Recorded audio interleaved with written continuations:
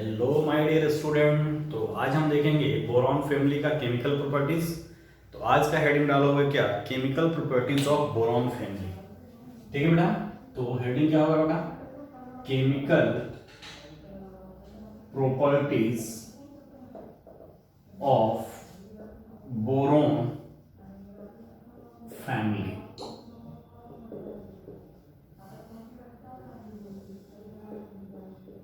ठीक है ना बेटा, chemical properties of boron family के बारे में हम पढ़ेंगे। तो आपको पता है कि boron family boron, aluminium, gallium, indium, thallium है। ऑब्वियस सी बात है, ये सबको अब तक पता चल गया है। बोरॉन जो है वो फर्स्ट मेंबर है, साइज छोटा, आयनाइजेशन एनर्जी ज्यादा। आयनाइजेशन एनर्जी ज्यादा तो अगर क्या होगा बेटा, आयनाइजेशन एनर्जी ज्यादा, तो यदि हम बात करें नेचर ऑफ कंपाउंड की, यानी कि फर्स्ट पॉइंट देखेंगे हम क्या कि नेचर ऑफ कंपाउंड। तो नेचर ऑफ कंपाउंड यानी किस टाइप का ये कंपाउंड बनाएगा, कंपाउंड का नेचर क्या होगा, आयनिक होगा कि कोवलेंट होगा कि क्या होगा। तो यदि बोरॉन की बात करोगे, फर्स्ट मेंबर है, स्मॉल साइज है, हाई आयोनाइजेशन एनर्जी। तो हाई आयोनाइजेशन एनर्जी होने के कारण ये आयोनाइज नहीं होगा इजी वे में। आयोनाइज नहीं होगा तो जल्दी बॉन्ड का फॉर्मेशन नहीं करेगा, और जल्दी बॉन्ड का यानी कि मेटल की प्रॉपर्टीज नहीं करेगा। यानी कि कुल मिलाकर अगर बात करें तो बोरॉन के कंपाउंड की जो नेचर होता है वो कोवलेंट नेचर होता है। तो आप लिख सकते हो बोरॉन फॉर्म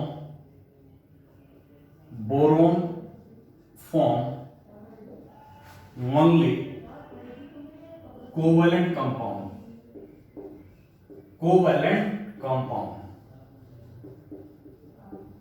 कंपाउंड का नेचर क्या होगा, कोवलेंट होगा, ओनली कोवलेंट कंपाउंड। ऐसा क्यों होगा बेटा, this is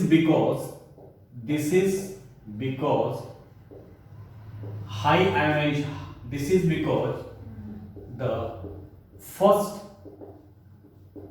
three ionization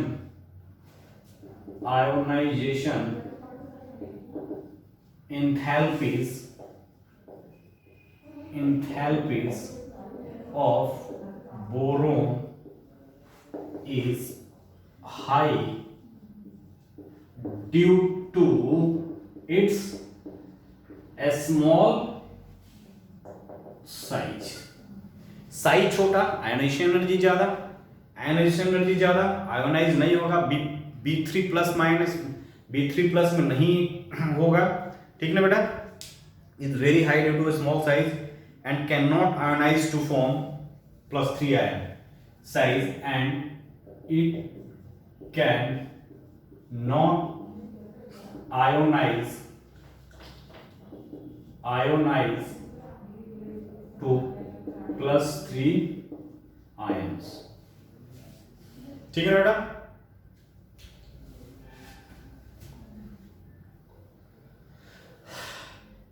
in similar manner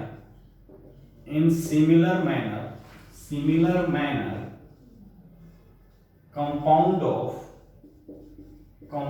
of aluminium is also covalent in nature,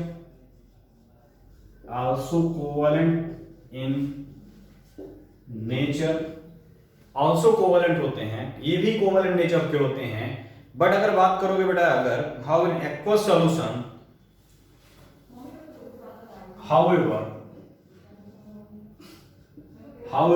in aqueous solution, अगर हम aqueous solution की बात कर रहे हैं, Al3 plus ion, Al+3 + ion get ionized, ठीक है, in aqueous solution get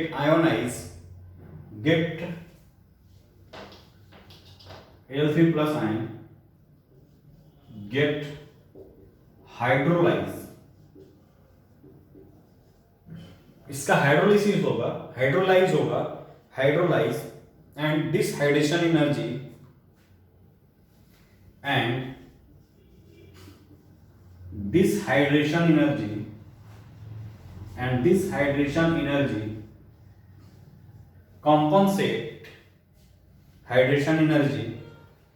compensate the ionization, compensate the compensate the ionization enthalpy, ionization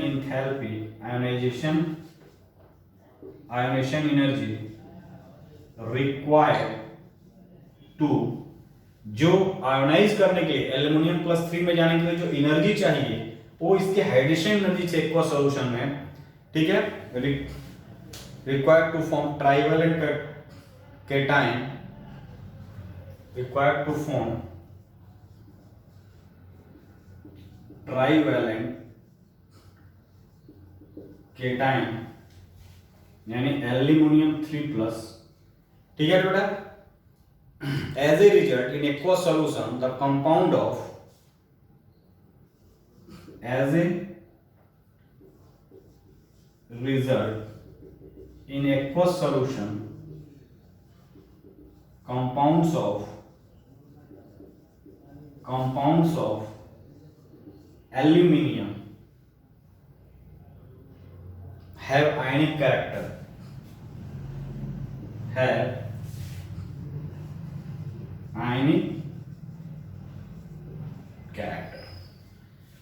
ठीक है। बाकी अगर नीचे जा रहे हो, गैलियम, इंडियम, थैलियम, ये क्या होता है बेटा, ग्रेटर टेंडेंसी मेटेलिक कैरेक्टर होता है ज्यादा, तो ये क्या होते हैं, आयनिक कंपाउंड शो करते हैं। यानी अगर बात करोगे गैलियम, इंडियम एंड थैलियम की बात करोगे, have greater tendency to form ionic compound, है greater tendency to form ionic compound, ionic compound की ग्रेटर टेंडेंसी होती है किसके रिस्पेक्ट में, एज कंपेयर टू बोरॉन और एल्यूमिनियम के, ठीक है बेटा। अब देखो रिड्यूसिंग नेचर के बारे में हम डिस्कस करेंगे। This is the nature of compound, reducing nature की बात करेंगे, ठीक ना। सेकंड पॉइंट क्या होगा, रिड्यूसिंग नेचर। तो सेकंड पॉइंट की अगर आप बात करोगे तो सेकंड क्या हो जाएगा, रिड्यूसिंग नेचर।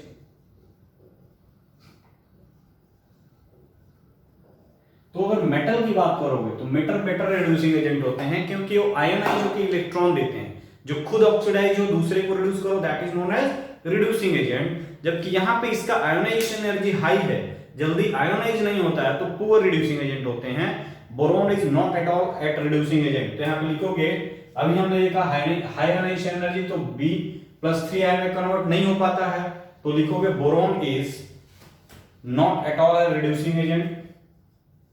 तो boron is not at all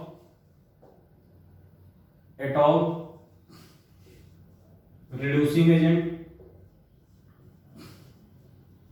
ठीक है।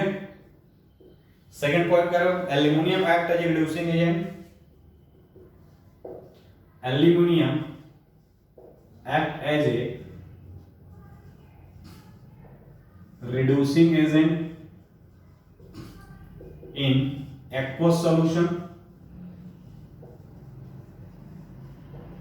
aqueous solution में the reducing character decreases down the group।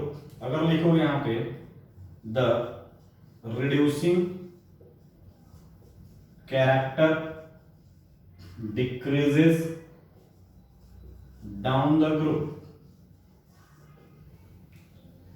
तो ये है बेटा क्या, रिड्यूसिंग नेचर, ठीक ना। तो अगर बात करोगे रिड्यूसिंग का, तो सबसे ज्यादा एल्यूमिनियम, फिर गैलियम, देन इंडियम और then thallium. This is order. Boron नहीं शो करता है एटम, ठीक है बेटा। नेक्स्ट देखते हैं क्या, reactivity towards air. Third point, air के साथ क्या रिएक्ट करेगा,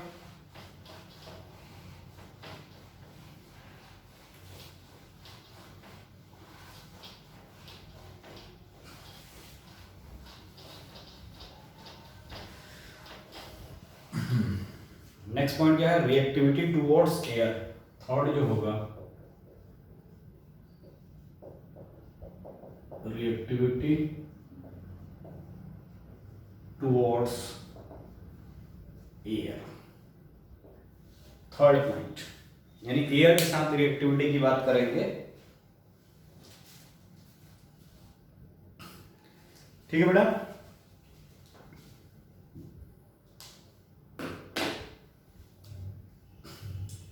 तो यदि हम बात करें crystalline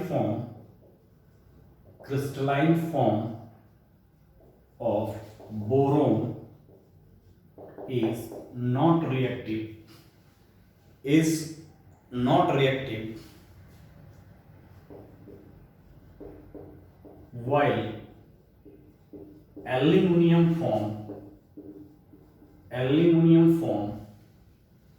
a very thin oxide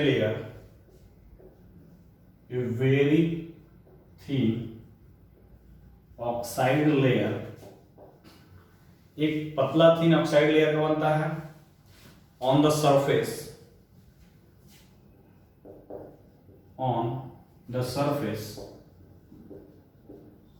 which protect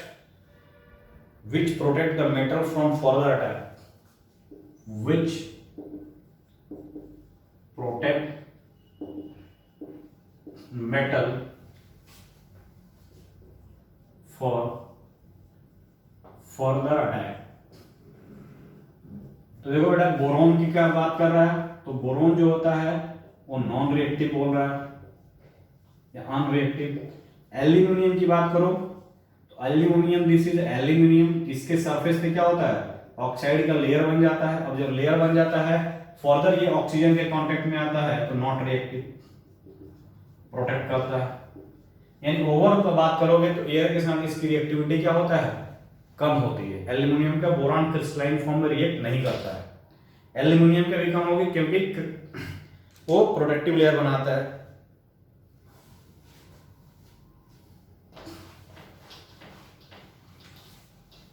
तो यहां पे लिखोगे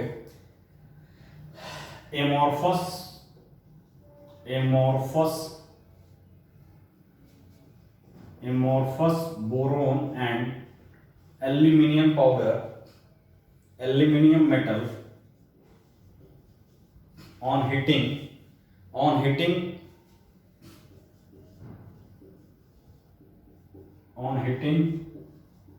with air to form oxide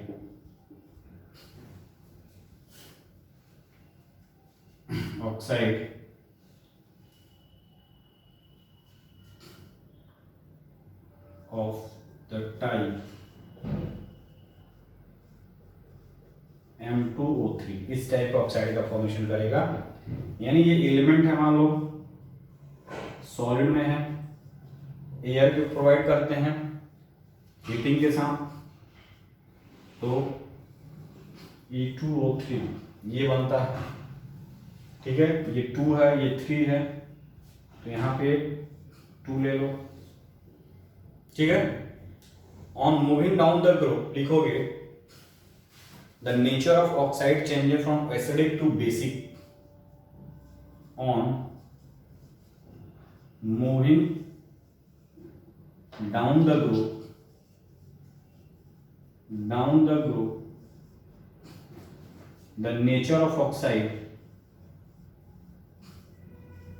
the nature of oxide changes from acidic to basic। यानी जो ऊपर के ऑक्साइड होते हैं वो एसिडिक होते हैं, यानी कि बोरोन के ऑक्साइड होंगे एसिडिक होंगे, लेकिन एल्यूमिनियम और गैलियम के ऑक्साइड एम्फोटेरिक नेचर होते हैं। बाकी इंडियम और थैलियम जो होता है बेसिक ऑक्साइड होते हैं। यदि अगर नेचर ऑक्साइड की बात करोगे तो बोरोन वाला कंप्लीटली एसिडिक ऑक्साइड होता है, एल्यूमिनियम गैलियम एम्फोटेरिक होते हैं, एसिड और बेसिक दोनों से रिएक्ट करेंगे, और इंडियम जो होता है टोटली बेसिक होता है, ओनली रिएक्ट विद एसिड। ठीक है, तो अगर हम बात करें टाइप ऑफ ऑक्साइड की,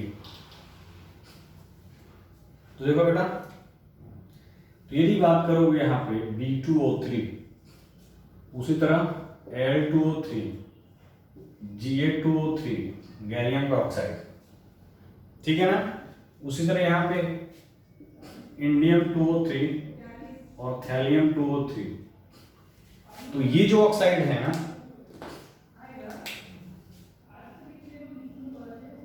एसिडिक ऑक्साइड,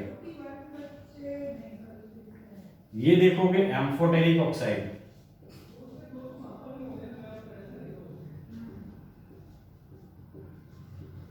और ये जो हो वो है बेसिक ऑक्साइड। बेसिक ऑक्साइड, ठीक है बेटा।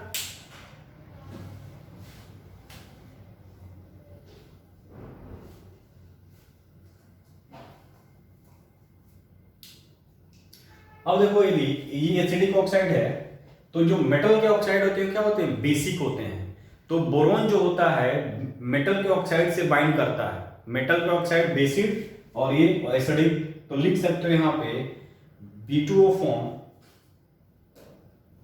यानी यहां पे boron trioxide, boron trioxide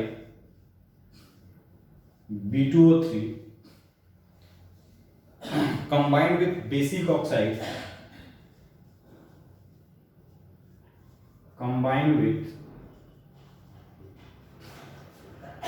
basic oxide, basic oxide like copper oxide and cobalt oxide, like copper oxide and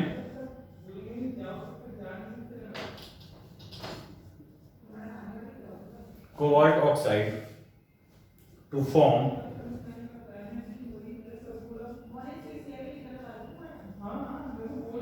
metal borate, ठीक है। कॉपर ऑक्साइड का रिएक्शन B2O3 से कराओगे तो Cu ये बनेगा copper metaborate, copper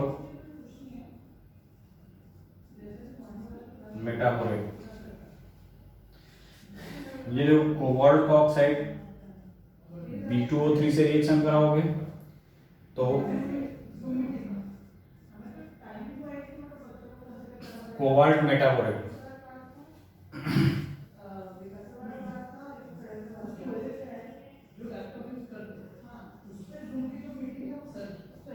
cobalt metaborate blue colour का होता है बेटा ये,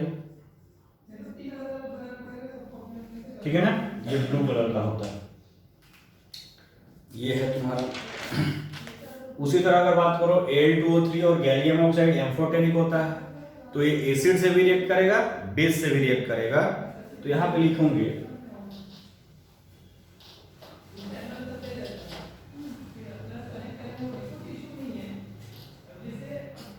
aluminium gallium Al2O3 and gallium trioxide combined with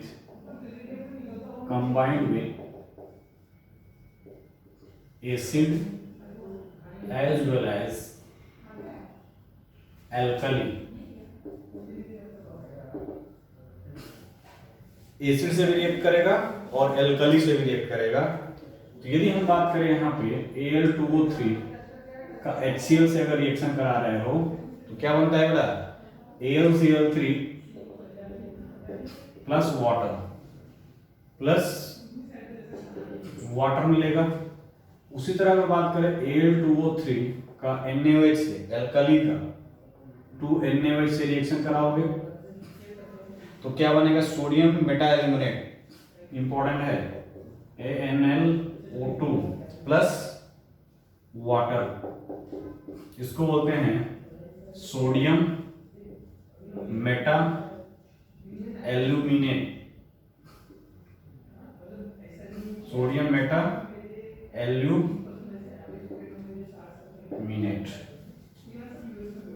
ठीक है ना, ये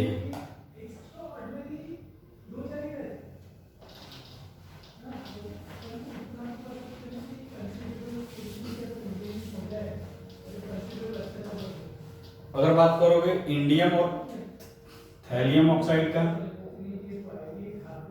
and react only with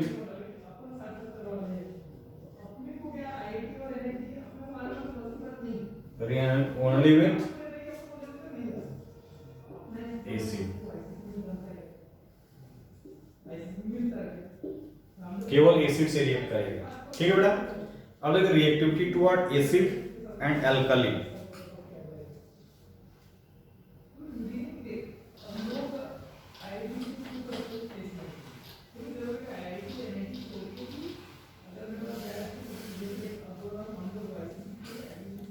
reactivity toward acid and alkali, fourth point लिखोगे।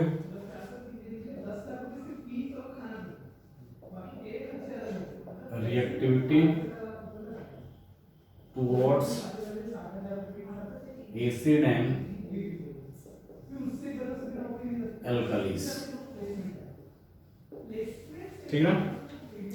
बोरोन की अगर बात करोगे तो boron as an element does not react with acid, highly unreactive होता है। तो लिखोगे क्या, boron does not react with acid and alkalis at even high temperature। ठीक है।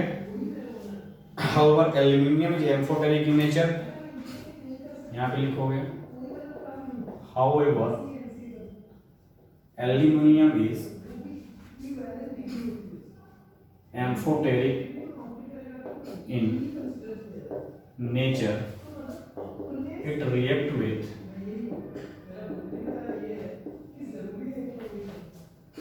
acid as well as base। ठीक है ना बेटा। एक्शन ऑफ एसिड, अगर हम बात करें एक्शन विथ एसिड, किसका, एल्यूमिनियम का, एम्फोटेरिक नेचर शो करता है।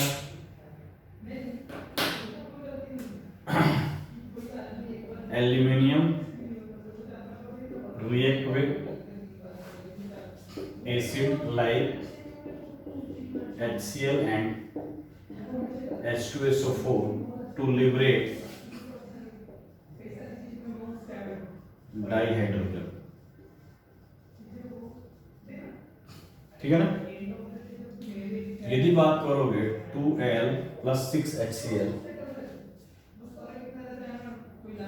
क्या बनेगा बेटा, AlCl3 plus 3 more hydrogen gas liberate होगा। उसी तरह अगर बात करोगे एल्यूमिनियम प्लस डाइल्यूट H2SO4, तो ये बनाएगा Al2SO4 का हल थ्राइस प्लस 3H2। ठीक है। 2Al प्लस कॉन्सेंट्रेट H2SO4, तो ये Al2SO4 का होल थ्राइस प्लस SO2 भी निकलता है बेटा, प्लस 6H2O 2।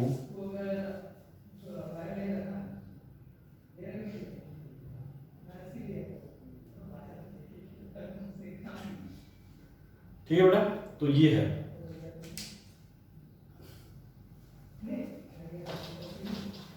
नेक्स्ट लिखोगे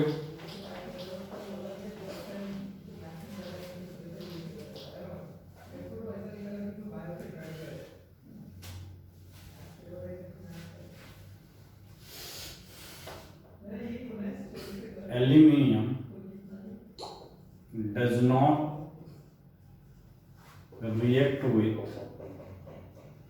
concentrate nitric acid due to formation of oxide film on its surface। Nitric acid से रिएक्ट नहीं करता है। ठीक है बेटा। अब देखो एक्शन विथ कॉस्टिक एल्कली, ये बेस के साथ, एसिड के साथ था, अब बेस के साथ देखेंगे, यानी एक्शन विथ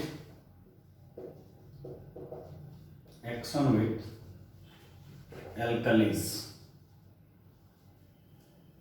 NaOH से, ठीक है।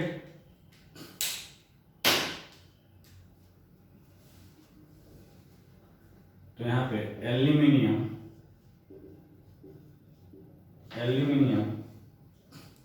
dissolve in caustic aluminum dissolve in caustic alkalis like NaOH or KOH, like NaOH and KOH to form soluble complex, to form soluble complex and liberating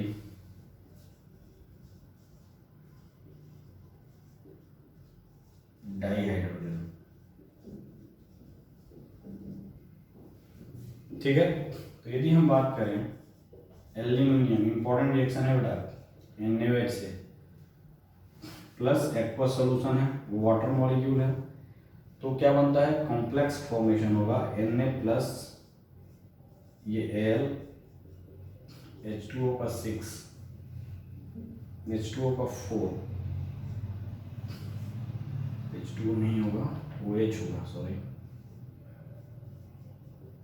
OH का 4 minus plus 3H2O,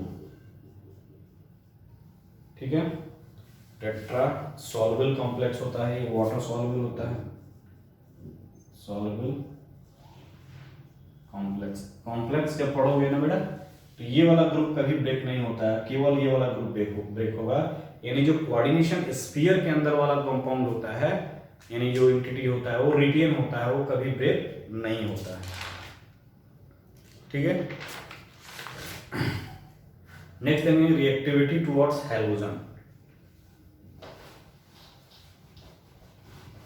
reactivity towards halogen,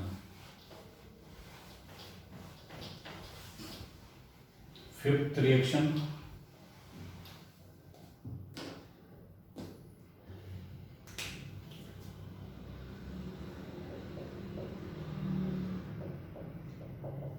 reactivity towards halogen, ठीक ना। Halogen के साथ क्या reaction होगा, ठीक ना बेटा, देखते हैं थोड़ा। तो देखो यहाँ पे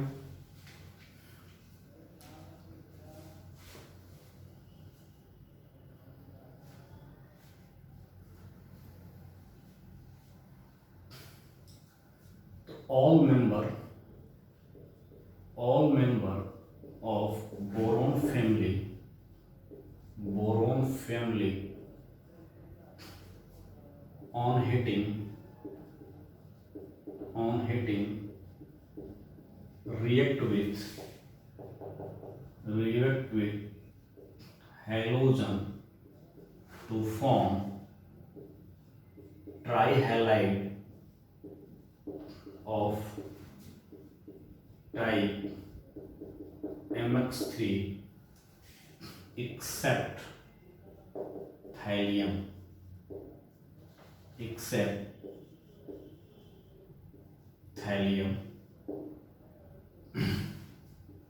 it form monohalide,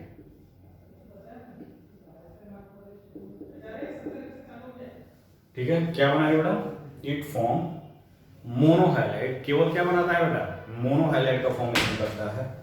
तो यदि बात करोगे एलिमेंटल फॉर्म में, ये मेटल है, इस मेटल का रिएक्शन हमने किया हाइड्रोजन से कराया, ठीक है। तो ये क्या बनता है बेटा, EX3, ये 3 ले लो, ये 2 ले लो, 2X3, वेयर X क्या हो सकता है बेटा, X is equal to fluorine, chlorine, bromine, iodine, ठीक ना। अगर हम स्ट्रक्चर ऑफ हाइलाइट की बात करें, structure of highlight,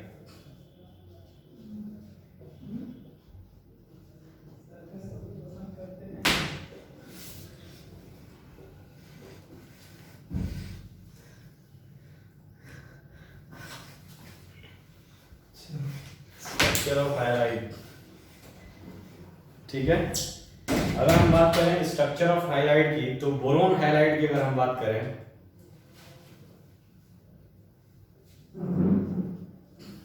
boron highlight, ठीक है, तो अगर बात करोगे बोरोन हाइलाइट की, the highlight of boron is covalent in nature. ठीक है ना बेटा, तो यहां पे लिखोगे the highlight of borane is, the highlight of borane is covalent in nature. Highlight जो होते हैं बोरेन की, वो क्या होते हैं बेटा, कोवेलेंट नेचर के होते हैं। फर्स्ट पॉइंट, अगर हम बात करें यहां पे BF3, BCl3, BBr3 and Bi3, ये सब क्या है बेटा, कोवेलेंट नेचर के होते हैं। ठीक है, ये कोवेलेंट नेचर के हैं। तो this all are in covalent in nature. इसके बारे में थोड़ा हम डिटेल चलेंगे। Covalent compound,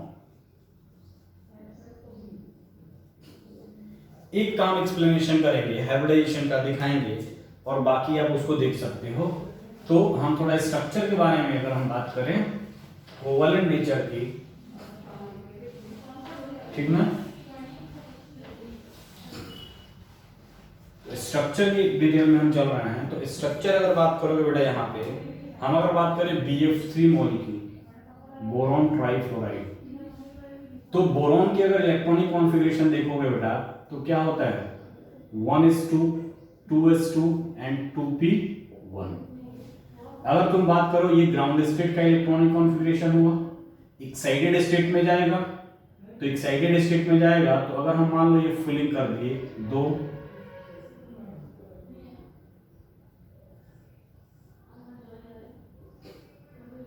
this is the ground state. अगर इसी बोरॉन को हम क्या करें, एक्साइटेड स्टेट में ले जाएं, तो 1s2, 2s1, 2px पे 1, 2py पे 1 एंड 2pz पे 0। क्लियर कट हो रहा है बेटा। अब देखो ये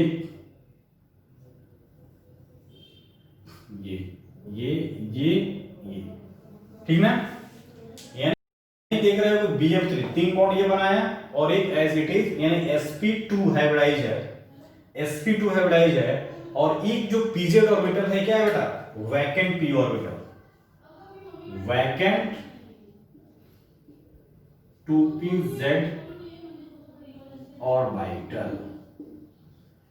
तो sp2 हाइब्रिडाइज और वैकेंट p ऑर्बिटल है, यानी हम कह सकते हैं यहां पे, अगर हम इस bx, हम यहां BF3 की नहीं बात करेंगे, x3 की, सबके लिए कॉमन लेके चलेंगे, तो वैकेंट 2p ऑर्बिटल है।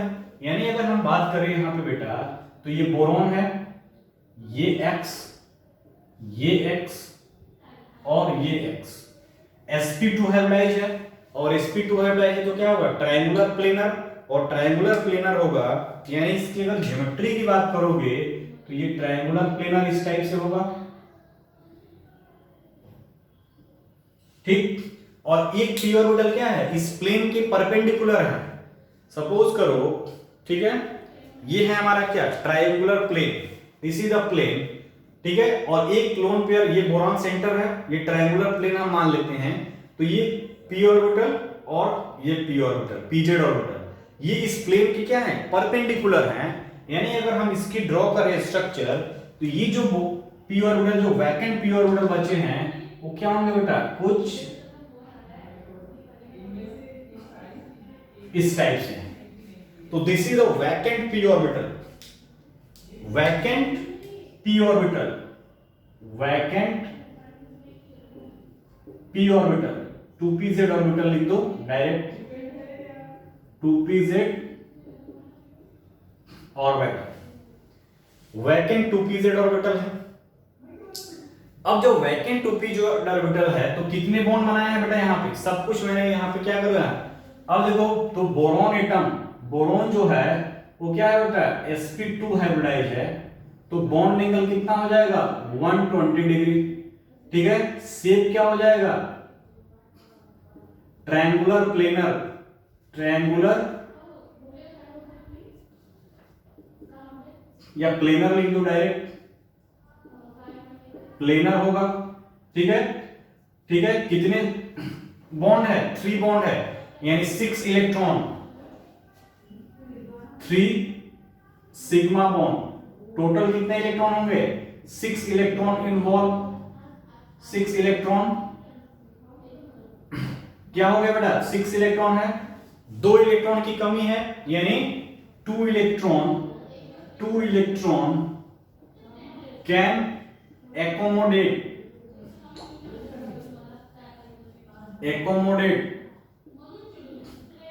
in vacant p orbital। 2 electron accommodate करता है वैकेंट p ऑर्बिटल, और जो इलेक्ट्रॉन लेविस, अगर जो इलेक्ट्रॉन लेता है लोन पेयर एक्सेप्ट करता है, यानी कि ये क्या क्या करेंगे बेटा लेविस एसिड की तरह बिहेवियर शो करेंगे।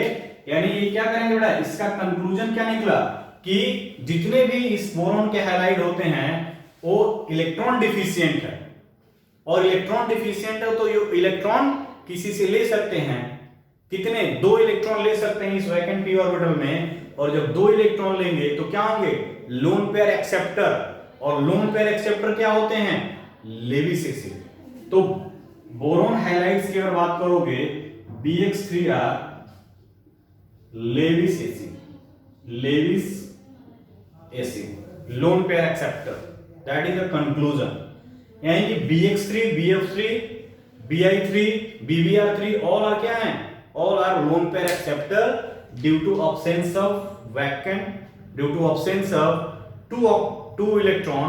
यहां पे 6 इलेक्ट्रॉन है, 3 सिग्मा बॉन्ड यानी 6 electron, 2 electron can accommodate to fulfill their octet, 2 electron can accommodate in vacant p orbital to fulfill their octet।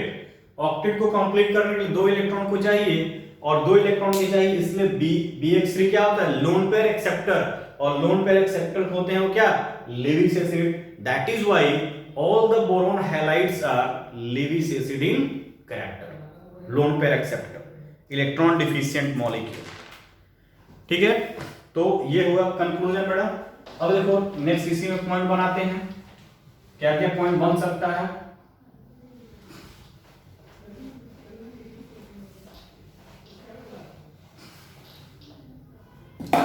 The empty p orbital can accept pair of electron, तो यहां पे लिखोगे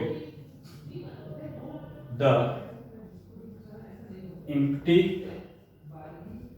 p orbital can accept a pair of electron,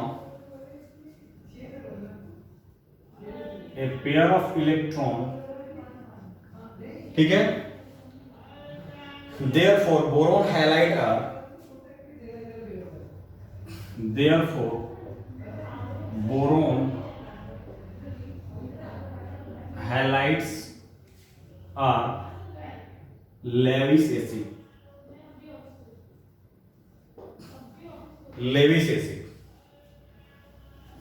next point boron halides are electron deficient molecule. ठीक है बेटा, अगर तो बात करोगे यहां पे तो यदि ये BF है, अगर इसका तुम रिएक्शन करा रहे हो किससे अमोनिया से, तो अमोनिया क्या करेगा इसका, इसके p ऑर्बिटल जो वैकेंट p ऑर्बिटल है उसमें अपना इलेक्ट्रॉन ट्रांसफर करेगा, तो ये BF NH3 ये इलेक्ट्रॉन ट्रांसफर किया बेटा, तो कुछ ये कंडीशन बनेगा कोऑर्डिनेट बॉन्ड। ठीक है, और अल्टीमेटली क्या बन जाएगा यहाँ पे, यानी इसी को स्ट्रक्चर देखोगे तो B NH3 F and F। ठीक है, तो बोरॉन और अमोनिया का एडक्ट बनना, एडप्ट हुआ, एक दूसरे से कोऑर्डिनेट हुए। उसी तरह अगर मान लो फ्लोराइड आयन है, उसी तरह अगर मान लो तीसरा क्या है, FbF,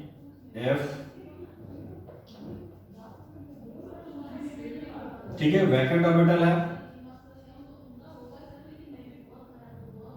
ये है, ये इसमें ट्रांसफर करेगा तो क्या बन जाएगा, BF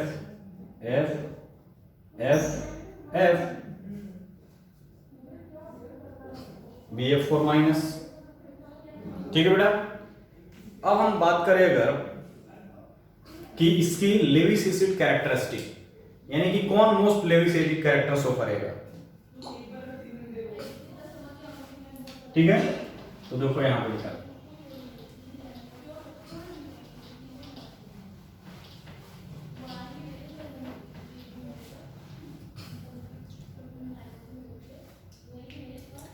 तो यहां पे अगर हम बात करें तो देखो यहां पे लेविस एसिड कैरेक्टर,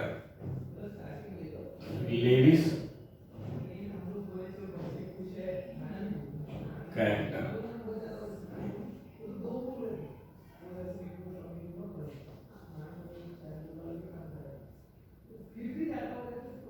ये x है।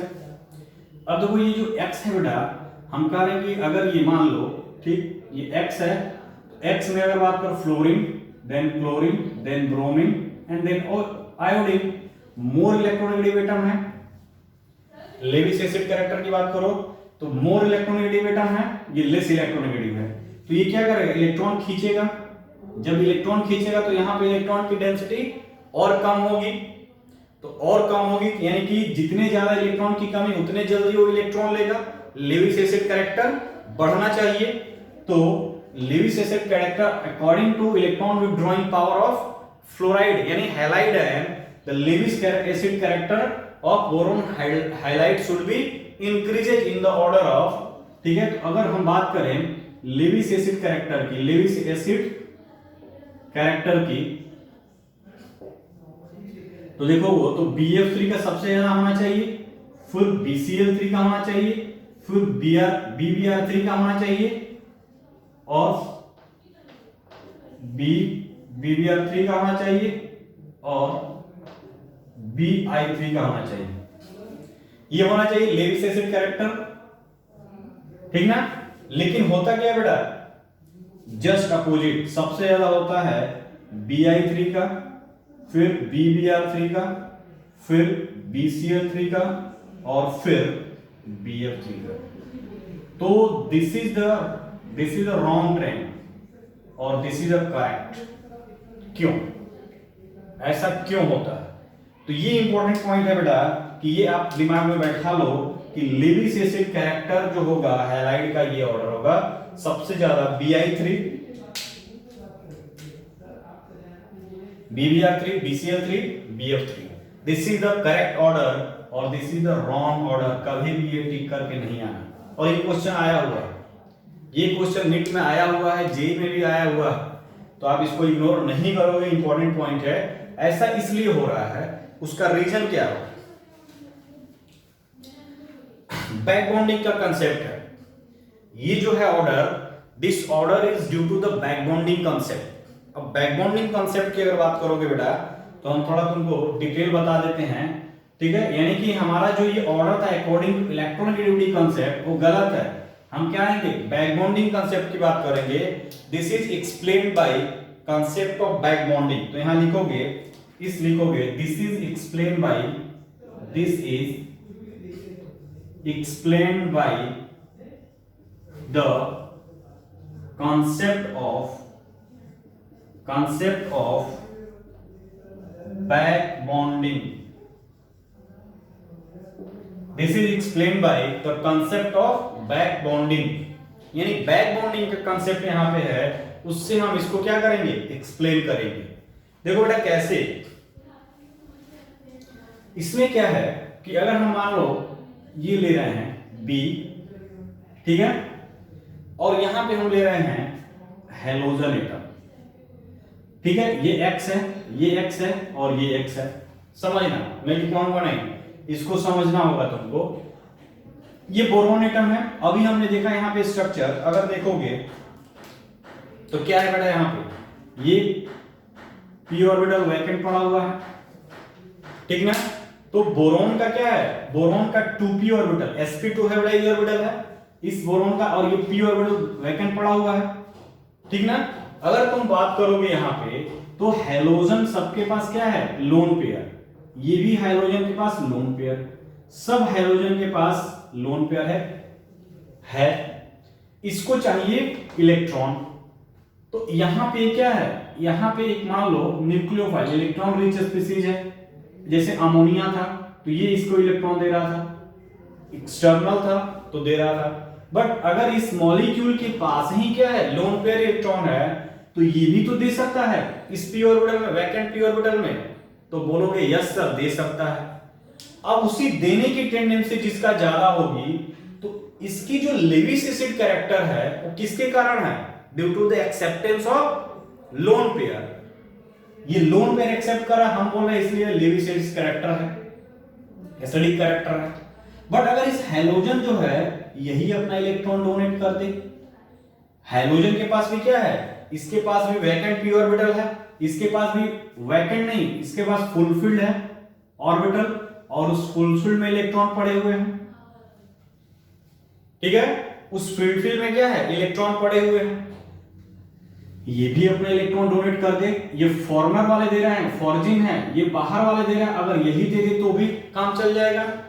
तो जब ये दे देगा तो ये बाहर वाले से लेगा ही नहीं, यानी अपने अंदर ही सेटिस्फाइड हो गया, तो बाहर वाले से लेगा नहीं, तो लेविस एसिड कैरेक्टर खत्म, डिक्रीज कर जाएगा।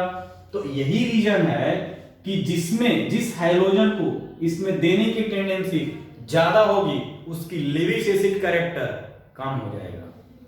और ये लेन देन किसके बीच होगा बेटा, ये लेन देन अपने सिमिलर के साथ होता है, साइज के साथ होता है। अब तुम सोचो, तुम अगर मुकेश अंबानी से पैसा मांगोगे तो मुकेश अंबानी तुमको पैसा देंगे, नहीं देंगे, क्योंकि तुम्हारा स्टेटस नहीं है, इन द सेंस उनको ये नहीं होगा कि तुम उस पैसे को लौटा सकते हो, वो नहीं देंगे।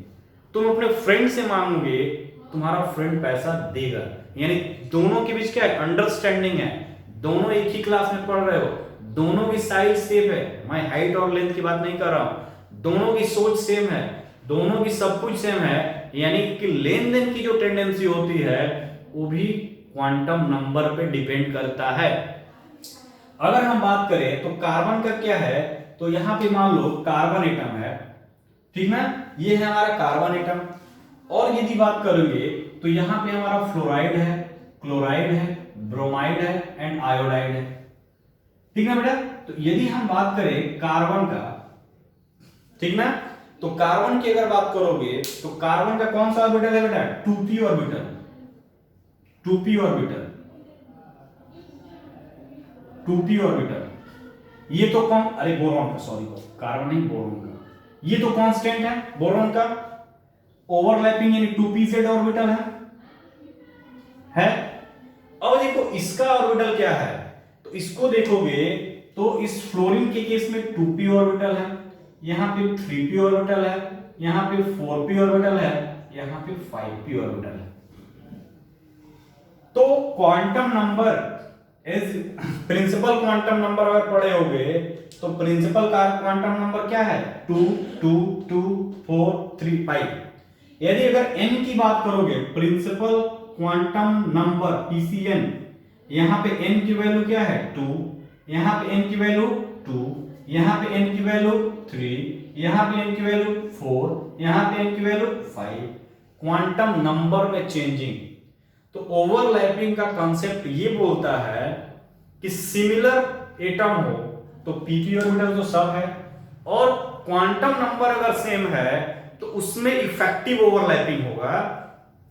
तो इनके बीच अगर बात करोगे, इनके बीच ओवरलैपिंग जो होगा वो क्या होगा, इफेक्टिव ओवरलैपिंग, इफेक्टिव ओवरलैपिंग,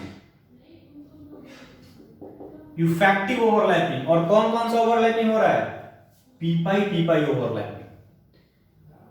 यहां पे भी देखो p pi, but quantum number increase किया गया, साइज इंक्रीज कर गया, ठीक है, साइज इंक्रीज कर गया तो एक बड़ा साइज एक छोटा साइज, ओवरलैपिंग में दिक्कतें शुरू होना जाएगी। यानी जैसे जैसे तुम फ्लोरीन से आयोडीन जाओगे ओवरलैपिंग पुअर हो जाएगा, तो लोन पेयर देने की टेंडेंसी कम हो जाएगा। लोन पेयर देने की टेंडेंसी कम हो जाएगा यानी ये इसका लोन पेयर नहीं ले पाएगा। लोन पेयर नहीं ले पाएगा वो खाली रहेगा। किसी दूसरे न्यूक्लियोफाइल का लोन पेयर लेने के लिए क्या होगा, अवेलेबल होगा, उसकी लेविस एसिड कैरेक्टर इंक्रीज कर जाएगी। That is why Bi3 is most acidic whereas BF3 is list acidic. ये रीजन। तो यहां पे पी पाई ओवरलैपिंग हो रहा है, पी पाई, यहां भी क्या है पी पाई, तो ये ओवरलैपिंग होगा हैलोजन। अब एक बार हैलोजन फ्लोरीन लगाओ तो इफेक्टिव ओवरलैपिंग, क्लोरीन लगाओ उससे कम ओवरलैपिंग, ब्रोमीन लगाओ कम ओवरलैपिंग, आयोडीन लगाओ वर्स्ट ओवरलैपिंग। तो जिसमें ओवरलैपिंग का मतलब क्या, इलेक्ट्रॉन का डोनेशन, इलेक्ट्रॉन नहीं दे पाएगा, ये खाली रहेगा, किसी दूसरे से इलेक्ट्रॉन लेगा, एसिडिटी बढ़ जाएगी। तो यही चीज है, ठीक है ना बेटा। तो जैसे जैसे हैलोजन का साइज बढ़ेगा ओवरलैपिंग डिक्रीज करेगी, ओवरलैपिंग डिक्रीज करेगा तो क्या होगा, लेविस एसिड कैरेक्टर इंक्रीज करेगा। उसी तरह अगर बात करो एल्यूमिनियम हैलाइड्स की, ये तो आप बोरोन हैलाइड, तो ये बेटा रट देना, ये रट देना। और कैसे क्यों ऐसा हो रहा है, तो इफेक्टिव ओवरलैपिंग होने के कारण ये बैक बॉन्डिंग, यानी ये बॉन्ड बनाया इसके साथ और ये फिर से दे दिया, तो this concept is known as back bonding. इसीलिए वो बोलते हैं इसको बैक बॉन्डिंग। ये बोरॉन के साथ बॉन्ड बनाया लेकिन फिर से इसके ऑर्बिटल में अपना इलेक्ट्रॉन ट्रांसफर कर गया, तो उसको बोलते हैं बैक बॉन्डिंग। ठीक है, अब देखो यहां पे नेक्स्ट में देखो एल्यूमिनियम हैलाइड्स के बारे में देखो।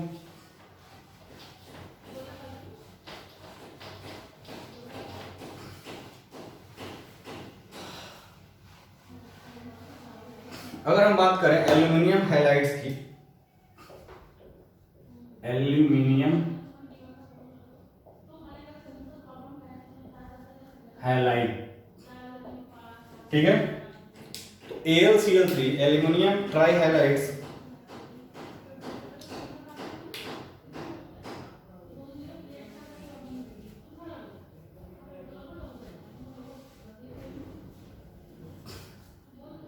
in vapor state, in vapor and inert solvent like benzene, aluminum halide is covalent in nature.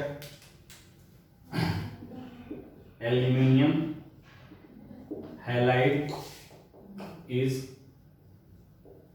Covalent in nature, ठीक है बेटा। द कोवैलेंट हाइलाइट ऑफ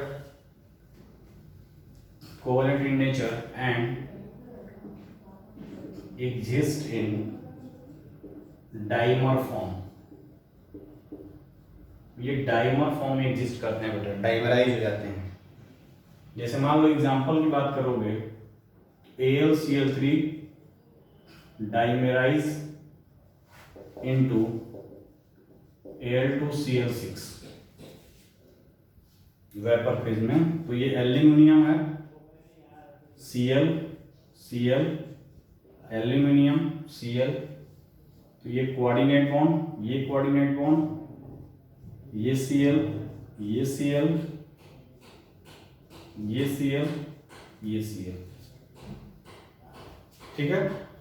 तो इसके बीच अगर बात करोगे तो 101 डिग्री एंगल होता है, ये एंगल बात करोगे 118 डिग्री होता है, अंदर वाला बात करोगे तो 79 डिग्री होता है, ठीक है।